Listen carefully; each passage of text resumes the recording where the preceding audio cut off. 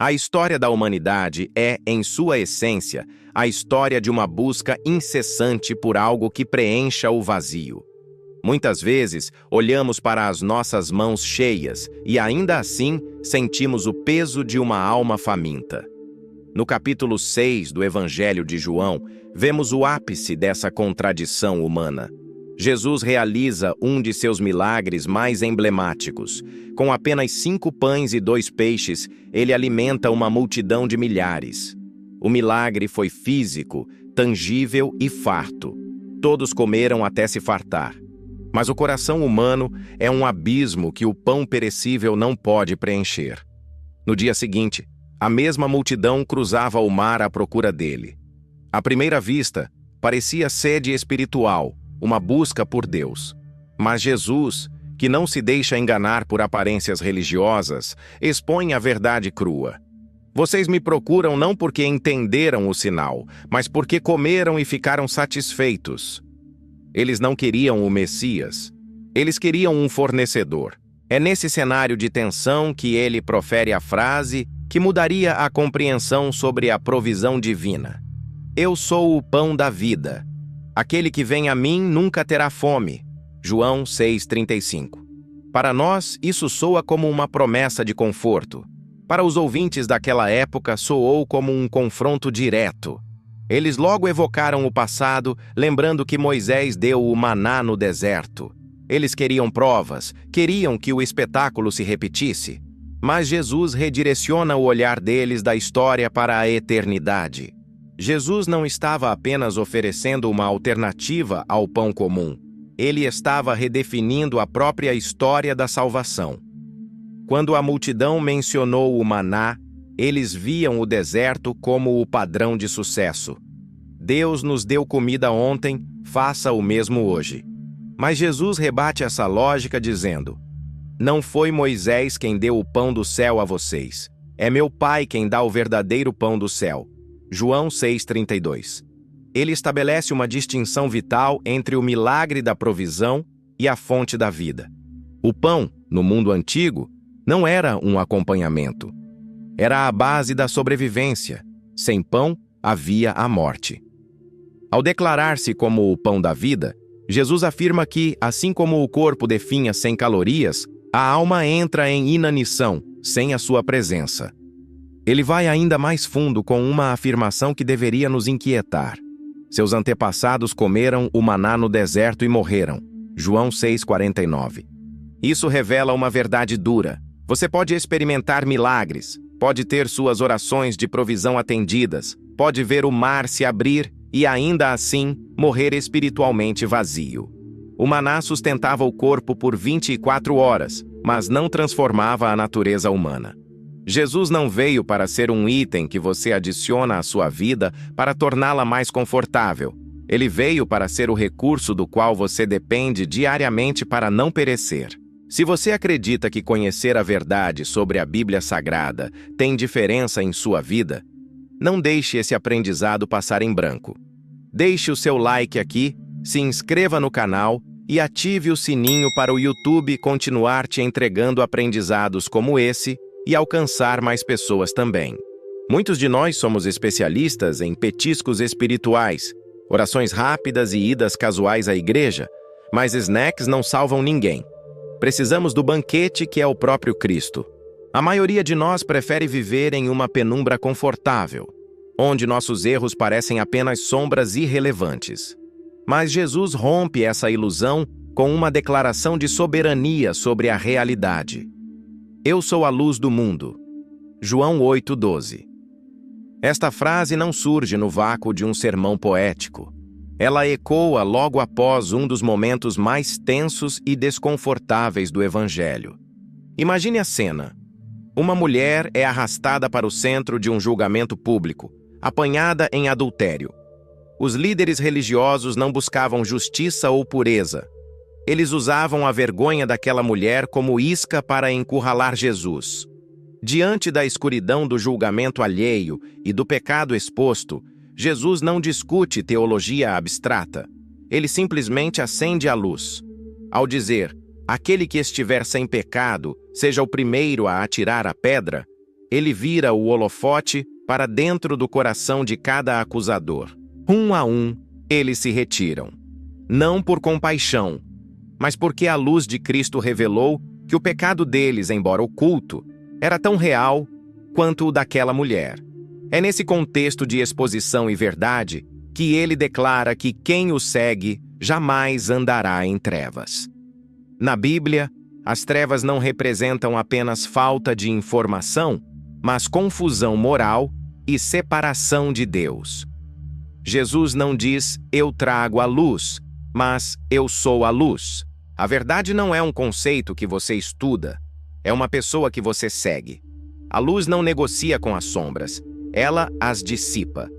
Seguir a Jesus significa permitir que essa luz ilumine os cantos que preferíamos manter escuros, nossas motivações, nossos hábitos e as desculpas que usamos para permanecer os mesmos. Nem todo caminho que parece espiritual conduz a um destino seguro. Ao declarar, eu sou a porta, se alguém entrar por mim, salvar-se-á. João 10, 9. Jesus não está apenas sendo poético.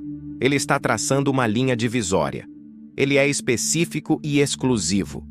Ele não se apresenta como uma das muitas opções em um cardápio religioso, mas como o único acesso legítimo à vida plena. Para entender o impacto dessa metáfora, precisamos olhar para os currais de ovelhas do primeiro século. Naquela época, os apriscos eram cercados de pedra com uma única abertura. À noite, não havia um portão de madeira ou ferro com trancas. O pastor deitava-se exatamente naquela abertura.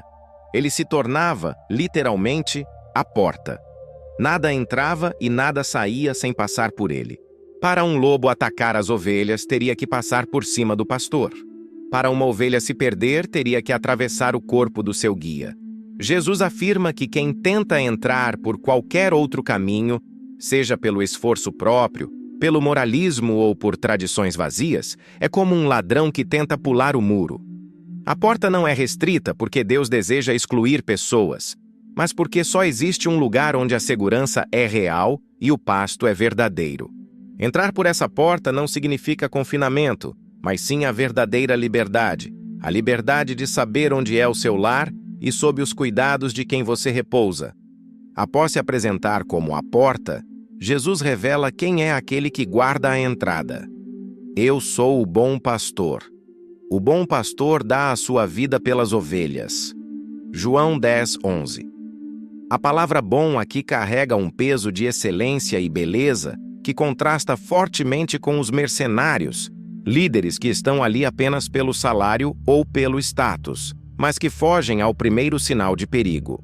No mundo antigo, o pastoreio não era uma atividade bucólica de quadros de parede. Era uma profissão de risco extremo. O pastor vivia no relento, enfrentava predadores reais e noites geladas. Ele conhecia cada ovelha pelo nome, conhecia suas feridas e suas teimosias. Jesus diz algo profundo. Conheço as minhas ovelhas e elas me conhecem. João 10, 14. Não é um conhecimento intelectual, é uma intimidade de convivência. O mercenário calcula o risco e decide que a vida dele vale mais que o rebanho. O bom pastor, porém, não calcula. Ele se entrega. Jesus não diz que está disposto a arriscar a vida. Ele diz que a entrega voluntariamente. Ele se coloca entre nós e o lobo. No Calvário, ele se tornou o escudo. Se você já se sentiu abandonado por pessoas ou decepcionado por instituições, a imagem do bom pastor é o seu porto seguro. Ele não te ama até que o custo fique alto demais. Ele te ama justamente pagando o preço mais alto. Ele não te abandona quando você se perde. Ele vai atrás de você justamente porque você se perdeu.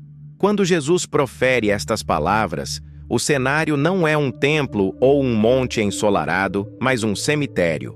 Lázaro está morto. O luto já se transformou em conformismo e o túmulo está selado.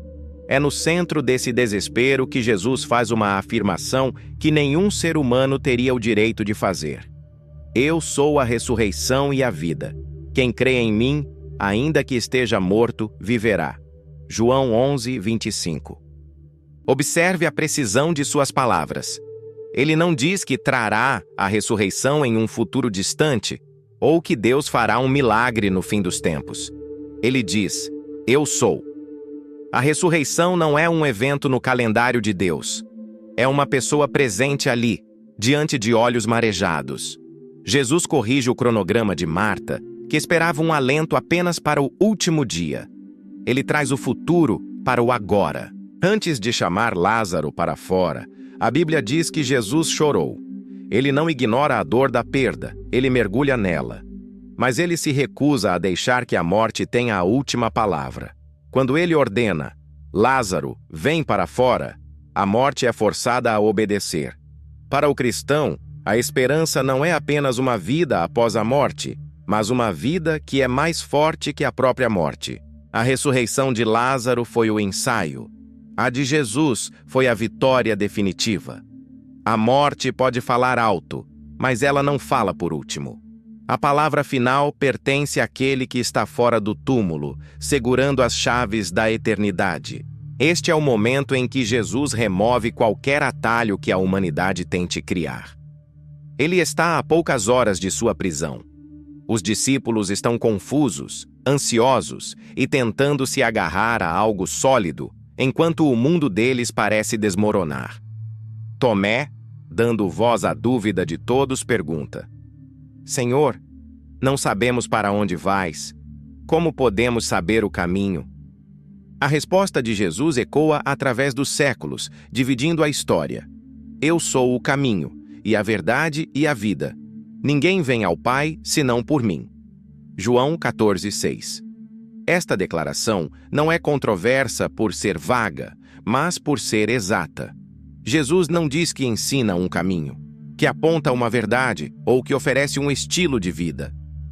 Ele afirma ser a própria essência dessas coisas. No mundo antigo, o caminho não era uma metáfora abstrata, era uma estrada real.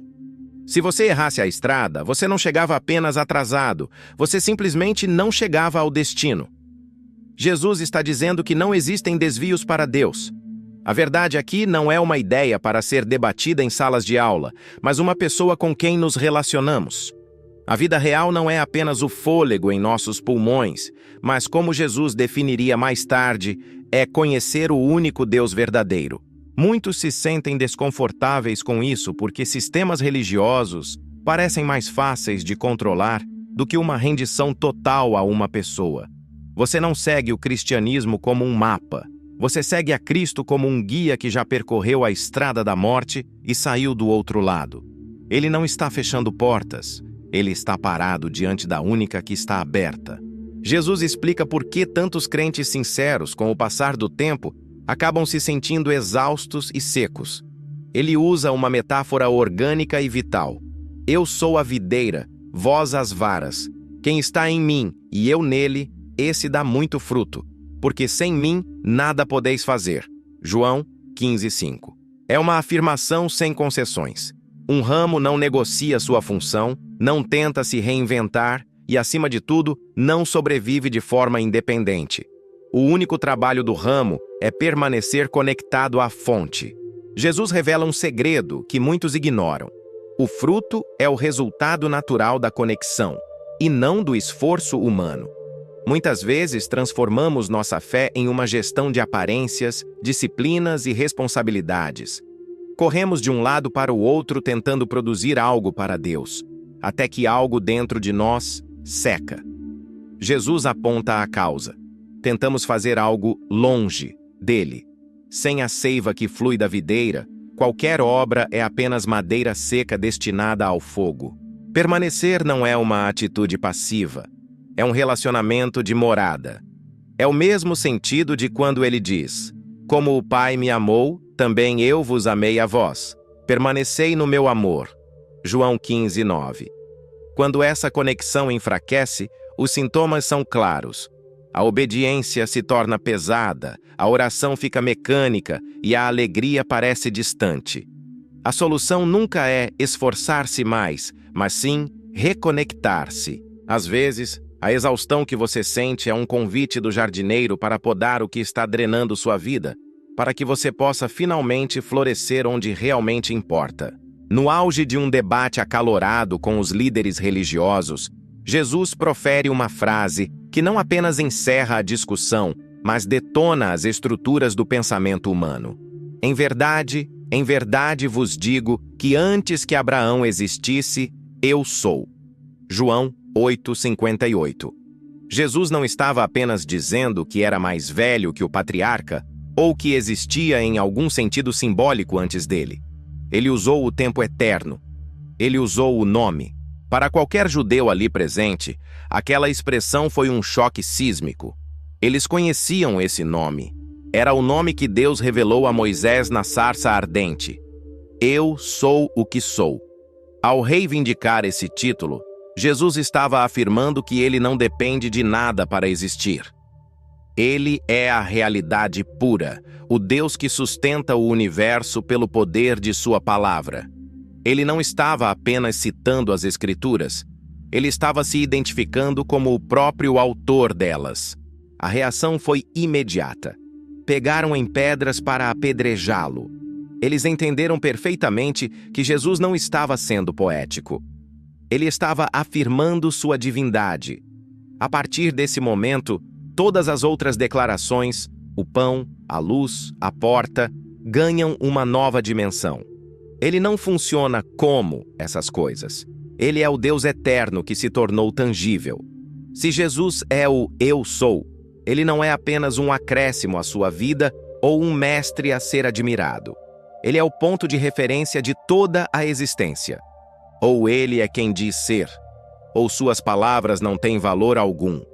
Não há meio termo diante da eternidade.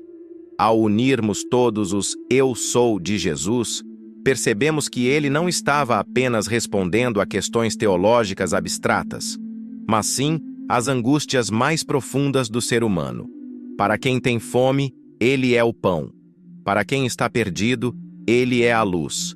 Para quem está desprotegido, ele é a porta e o bom pastor. Para quem encara o medo do fim, ele é a ressurreição e a vida. Cada afirmação encontra um vazio real que todos reconhecemos em nossa própria história. No entanto, há uma realização ainda mais profunda. Jesus redefine quem nós somos em relação ao Criador. Frequentemente, olhamos para a fé como um conjunto de lacunas. O que me falta? O que Deus precisa consertar em mim? Mas Jesus foca na identidade. Quem você está seguindo? Em quem você está confiando? Quem define a sua realidade? Suas palavras não terminam com conselhos práticos, mas com uma entrega. Ele não oferece um sistema para quando a vida quebra. Ele oferece a si mesmo. A pergunta que ecoa através dos séculos é a mesma que ele fez aos seus seguidores. E vós, quem dizeis que eu sou? Mateus 16:15. Admirar seus ensinamentos não é o mesmo que confiar neles. Concordar com sua moral não é o mesmo que render-se à sua soberania. Se ele é apenas um mestre, suas palavras são opcionais. Mas, se ele é o Eu Sou, o Deus eterno que entrou na história, então ele não é um suplemento para a nossa vida. Ele é a vida em si. No fim, se Jesus é o pão da vida, todo o resto é apenas um petisco. E petiscos não podem salvar você.